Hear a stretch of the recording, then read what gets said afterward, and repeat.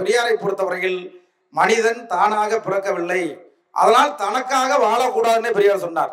எவன் ஒருவன் தனக்காக மட்டுமல்லாமல் இந்த மக்களுக்காகவும் வாழ்கிறானா அவள்தான் மனிதன் என்ற மனிதத்தன்மை உடையவன் என பெரியார் சொல்லியிருக்கார். அந்த அடிப்படையில் அவர் ரமேஷை பொறுத்தவரையிலும் மிக சிறப்பாக இந்த பகுதியில் இந்த நிறுவனத்தை, இந்த படிப்பகத்தையும் அதோடு தனிப்பயிற்சி மையத்தையும் இந்த இளைஞர்களை, மாணவர்களை, நம்முடைய செந்தமிழ் செல்வியா சொன்னார்ல, அவர் சொன்னதுதான் உண்மை.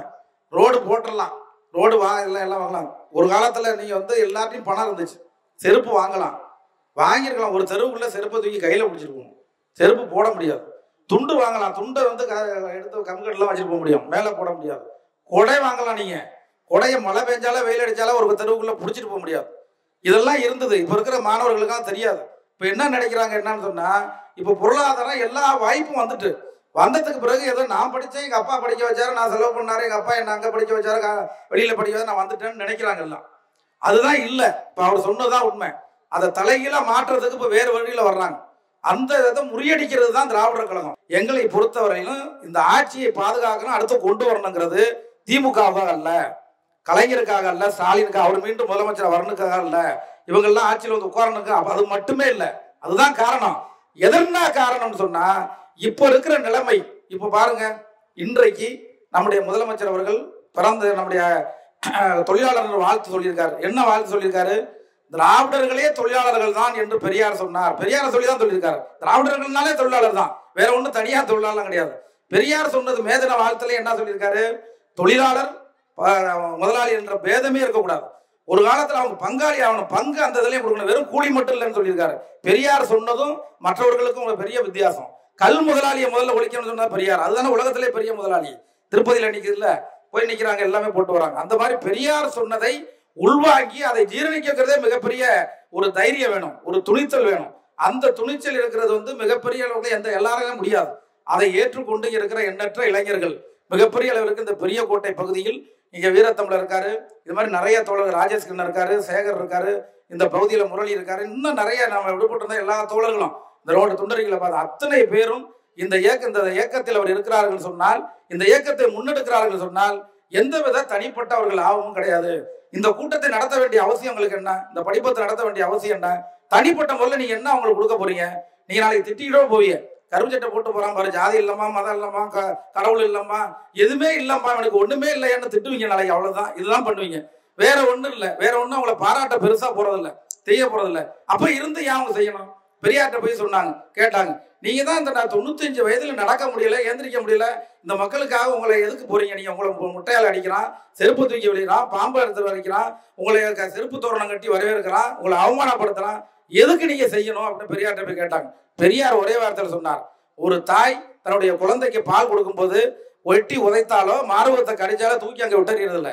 அந்த தாய் அவருக்கு தெரியாமல் இந்த குழந்தை செய்கிறது என்பதை மீண்டும் மீண்டும் எப்படியாவது அந்த குழந்தையை பால் ஊட்டி வளர்க்க வேண்டும், அவர்களை உயர்த்த வேண்டும் எப்படி நினைக்கிறார்களோ அதே போல என்னை இந்த மலத்தால் அடிக்கிற, மலத்தை அடிச்சு பெரியார் அடிச்சான். அப்போ சொன்னார் பெரியார், மலத்தால் என்னை அடிக்கிறான்னு வந்து அந்த நாட்டினால நான் அசிங்கப்படுவதை விட, வேதனைப்படுவதை விட, மலம்னு தெரிந்து என்னுடைய தமிழன் அதுல கை வைக்கிறானே என்பதை பற்றி தான் நான் வேதனைப்படுறேன்னு சொன்னார் பெரியார். அது மாதிரி எந்த அடிப்படையிலும் பெரியாரை பொறுத்தவரையில் அந்த தொண்டர்களாக வருகிறவர்கள், அவருக்கு பிறகு அன்னை மணியம்மையார் அவர்கள், அதற்கு பிறகு நம்முடைய தலைவர் ஐயா வீரமணி அவர்கள், 92 வயசு அவருக்கு. இன்றைக்கு பார்த்தீங்கன்னா மிகப்பெரிய உடல் நலிவிட்டு இருந்தாலும் அவர்கள் தொடர்ந்து இன்றைக்கு ஒரு தமிழ்நாடு இந்த அளவிற்கு இருக்கிறது என்று சொன்னால், நம்முடைய முதலமைச்சர் அவர்கள் எல்லா வகையிலும் முன்னேறி நிற்பதற்கு காரணம் என்று சொன்னால் நம்முடைய தலைவர் ஆசிரியர் அவர்கள் இன்றைய தினம் என்ன அறிக்கை கொடுக்கிறாரோ அதுதான் மாலையில முதலமைச்சர் இப்ப புரட்சி கவிஞர் பாரதிதாசன் பிறந்தநாள் விழாவில் அதுல தமிழ் வார விழாவாக இதை அறிவிக்க வேண்டும் என்று நம்முடைய தலைவர் தான் அறிக்கை கொடுத்தார். அடுத்த நாள் சட்டமன்றத்தில் அறிவிச்சிட்டார். அதே போல கல்வியில காமராஜர் பிறந்த நாள, அதே போல கல்வி வளர்ச்சி நாளா நம்முடைய முதலமைச்சர் கலைஞர் அறிவிச்சார். பெரியார் பிறந்த நாள சமூக நீதி நாளா கொண்டாடணும்னு நம்முடைய தலைவர் அறிவிச்சார், நம்முடைய முதலமைச்சர், இப்ப இருக்கிற முதலமைச்சர். இதையெல்லாம் பார்க்கும் பொழுதுதான் மிகப்பெரிய பார்ப்பனர்களுக்கு எரிச்சல் ஊட்டுகிறது, மிகப்பெரிய வெறுப்பை ஏற்படுகிறது. அப்ப நம்மளுக்கெல்லாம் என்ன வரணும்? யார் எதிரி, யார் நண்பர் அப்படிங்கிறத நம்மளுக்கு தெரிஞ்சுக்கணும். எந்த கட்சியில் வேணாலும் இருங்க, இருக்கக்கூடாத கட்சி 2-3 கட்சி இருக்கு. ஏன்னா பெரியார் சொன்னார்ல, பெரியார் யார் எதிரின்னு அடையாளம் காமிச்சிருக்காரு. எதுல வேணாலும் இருங்க, அதை பத்தி எங்களுக்கு பிரச்சனை இல்லை. என்ன பொறுத்தவரை நாங்க திராவிடர் கழகம் சொல்றது, இப்ப அவர் சொன்னார்ல, அவருக்கே ஏற்பட்ட அனுபவங்கள்லாம் சொன்னார்ல, அவர் தந்தையார்ல இருந்து காலத்துல இருந்து அவர் பார்த்திருப்பார். இந்த அனுபவங்கள்லாம் மீண்டும் வரக்கூடாது. இந்த ரோடு அவர் போட முடியும் நடக்க முடியாதுன்னு சொன்னார்ல, நான் சொன்னல கொடிபிடிக்க இதெல்லாம் மீண்டும் வரணுங்கிறதுக்காக மறைமுகமா இப்ப நேரடியா இப்ப ராஜாஜி செஞ்சார் குலக்கல்வி திட்டம், இப்ப மறைமுகமா சில திட்டங்களை அவங்க கொண்டு வர்றாங்க. அதை பற்றி எல்லாம் பேச்சாளர் சொல்லுவாங்க. யார் செய்வது, யார் நம்ம இருக்கக்கூடாது கட்சின்னு சொல்லுங்க. 2 தான், 2-3 தான். எதுன்னு சொன்னா, யாருக்கெல்லாம் இந்துக்களுக்காக கட்சிகள் வச்சிருக்கோம், இந்துக்களுக்காக போராடுறோம் அப்படின்னு யார் சொல்றாங்களோ அவங்க எல்லாம் இந்துக்களுக்கு எதிரானவங்க.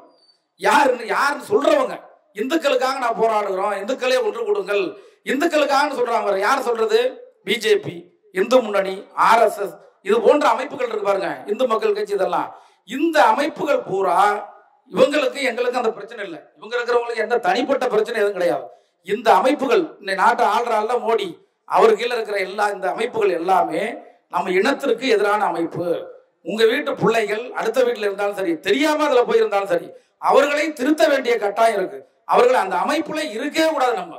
அது நம்ம ஊருக்குள்ள வரவே கூடாது. எதற்காக? எங்களுக்கு அவங்களுக்கு என்ன பிரச்சனை? எங்களுக்கு என்ன நேரடிய பிரச்சனையா? இவங்க திமுகவுக்கு அந்த நேரடியா என்ன பிரச்சனையா? ஒன்றும் இல்லை. உங்களுடைய எதிர்கால பிள்ளைகள் இங்க உட்காந்துருக்காங்கல்ல, இவர்களுடைய கனவுகள் டாக்டரா ஆக முடியாது. அவங்க வந்தாங்கன்னா அதை தடுக்கிறது அவங்க தான். அவங்க அதே மாதிரி இன்ஜினியர் ஆக முடியுமா? எதிர்காலத்துல இந்த சாதாரண கலைக்கல்வி உள்ள போக முடியாது. அதுக்கே நுழைவு கொண்டு வருங்கிறான். இதையெல்லாம் வடிகட்டுவதற்கான முயற்சிகளை மேற்கொள்வது ஒன்றில் உங்களை ஒன்றிணைக்க பார்க்கிறான். கடவுள் பக்தி என்பது, கடவுள்ல நீங்க எல்லாம் கும்பிட்டு தானே இருக்கு ஏற்கனவே. அதை யார் இங்க தடுத்தா? பிரச்சாரம் செய்வோம், முடிஞ்சா ஏத்துங்க, இல்லைன்னா இருங்கன்னு சொல்றோம். ஆனால் அவர்கள் அதை பயன்படுத்துகிறார்கள். இன்றொன்று இந்துக்களே ஒன்று கொடுக்கலாம். இந்துக்கள் தானே எல்லாருமே. இந்துக்களுக்கு எதிராக அவங்க யார் செயல்படுறாங்க? இவங்களை படிக்கக்கூடாதுன்னு சொல்றது யாரு? அதுக்கு வரக்கூடாதுன்னு சொல்றது யாரு? அவங்க தானே சொல்றான். அனைத்து ஜாதி அரசியல் உள்ள வரக்கூடாதுங்கிறான். இது எல்லாமே சொல்றது யாரு? இந்து முன்னணி, RSS, பிஜேபி. அப்ப நம்மளுக்கு எதிரான அமைப்பு யார்? மற்ற அமைப்பு எல்லாமே இப்ப பாத்தீங்கன்னா எல்லாத்துலயும் தொகுதி வரை கொண்டு வரக்கூடாதுன்னா எல்லாம் நிக்குதுங்க. யாரு நிக்கல? பிஜேபி மட்டும்தான் வரல. அப்ப அந்த அமைப்பு நம்ம இனத்திற்கே எதிரானது, நம்ம சமுதாயத்திற்கே எதிரானது. அவற்றை நீங்க நம்ம ஊருக்குள்ள அனுமதிக்க கூடாது. அது யாரும் எங்களுக்காக அல்ல, பெரியாருக்காக அல்ல, முதலமைச்சர் ஸ்டாலினுக்காக அல்ல, உங்களுடைய எதிர்கால குழந்தைகள் வாழ்வுக்காக என்பதை புரிய வேண்டும். அவற்றை ஒழித்தாக வேண்டும். அப்பொழுதுதான் நம்முடைய சமுதாயம் வாழும். பிற்காலத்தில் இப்ப இருக்கிற சமநிலை, சமூக நீதி வாழும் என்பதை அன்போடு தெரிவித்துக் கொண்டு, இது போன்ற செய்திகளை மட்டும் இல்லாமல் இது போன்ற படிப்புகள் மூலமாக, அதே போல தனிப்பயிற்சியின் மூலமாக நம்முடைய மாணவர்களை, இளைஞர்களை கல்வியில் உயர்த்த வேண்டும். கல்விதான் நம்மளை உயர்த்தும், நம்மளை சமநிலை ஆக்கும் என்பதற்கு இங்க இருக்கிற இளைஞர்களே உதாரணம். அவர்களே மிகப்பெரிய உள்ள ரமேஷே உதாரணம். இங்க இருக்கிற எழுத்தாப்புல உள்ள ஆசிரியர்களே உதாரணம்.